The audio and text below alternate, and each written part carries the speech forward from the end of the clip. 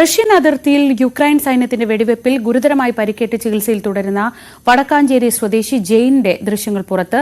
മോസ്കോയിൽ ആശുപത്രിയിൽ കഴിഞ്ഞ ദിവസം ജെയിന്റെ ശസ്ത്രക്രിയ പൂർത്തിയായി. ജീവൻ തിരികെ ലഭിച്ചത് ഭാഗ്യം കൊണ്ടാണെന്ന് വാട്സ്ആപ്പ് സന്ദേശത്തിൽ ജെയിൻ പറയുന്നു. അതേസമയം ഒപ്പമുണ്ടായിരുന്ന ബിനിലിനെ സംബന്ധിച്ച ഒരു വിവരങ്ങളും ഇതുവരെ ലഭിച്ചിട്ടില്ല. News 18 exclusive.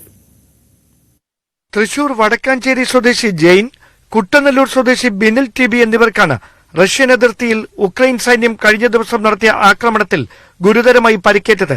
പരിക്കേറ്റ ജെയിനെ ഉടൻ തന്നെ മോസ്കോയിലെ ആശുപത്രിയിലേക്ക് മാറ്റി അടിയന്തര ശസ്ത്രക്രിയയ്ക്ക് വിധേയനാക്കുകയായിരുന്നു. ജീവൻ തിരിച്ചു കിട്ടിയത് ഭാഗ്യം കൊണ്ടാണെന്നും ശബ്ദം വീണ്ടെടുത്തിട്ടില്ലെന്നും വ്യക്തമാക്കുന്ന ജെയിന്റെ സന്ദേശം ന്യൂസ് 18 ലഭിച്ചു.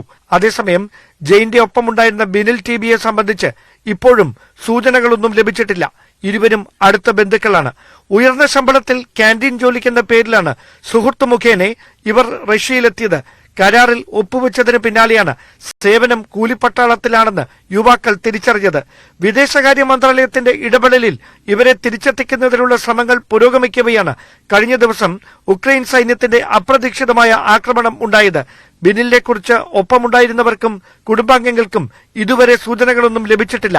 എംബസിയുടെ ഭാഗത്തുനിന്ന് ഔദ്യോഗികമായ അറിയിപ്പുകൾ ഇതുവരെ ഉണ്ടായിട്ടുമില്ല. ബിനിലിന്റെ കുടുംബത്തിന്റെ ആശങ്ക വർദ്ധിപ്പിക്കുന്നതും ഈ സാഹചര്യം തന്നെ. കഴിഞ്ഞ ഏപ്രിൽ മാസത്തിലാണ് തൃശൂർ സ്വദേശികളായ യുവാക്കൾ ജോലി തേടി റഷ്യയിലെത്തിയത്. Dan Kurian, news 18, Thiruvananthapuram.